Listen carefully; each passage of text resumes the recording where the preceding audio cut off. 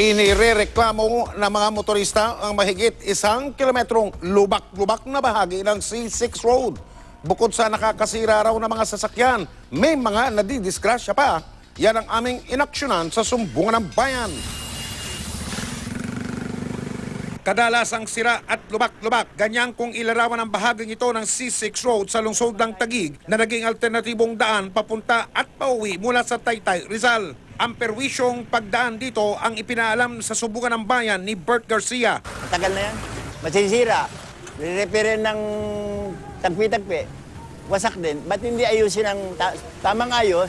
Matagal na raw iniinda ng mga motorista ang mahigit 1 kilometro uka-ukang kalsada. Malamang mawasak ang sasakyan mo eh. Persado sa mga lubak eh, lalo kung umuulan. Ngayon naman walang ulan, alikabok naman. Ano masasabi niya sa daan? Ako, matagal na tuma, ang hirap ito. Pag naulan, ang lalalim ng putik nito. Ang dami yung natutumbang tricycle dito, mga motor. Nakakasira po ng sasakyan. Minsan nga may nalalaglag dyan sa gilid eh. Lalo na pag naulan. Sobrang rough road talaga, ang hirap. Perwisyo, grabe, ang alikabok pa. Pag maulan, putik na putik dito. Isa raw sa sanhi ng pagkasira ng kalsada ang pagdaan ng malalaking truck dito. Kung ganyan ang dumadaan, tibayan mo. Alam naman nila yun eh, kung ano yung tamang materyales para hindi masira. Idinulog ng Sumbungan ng Bayan sa Department of Public Works and Highways o DPWH ang reklamo. Dati-rati hindi naman ginagamit talaga ito sa heavy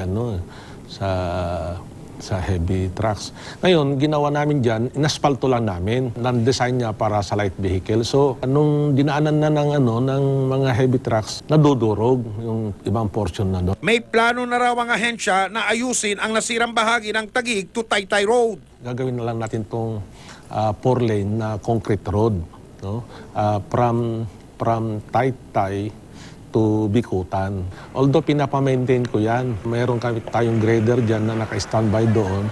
Then nilalagyan din natin ng mga graba yan.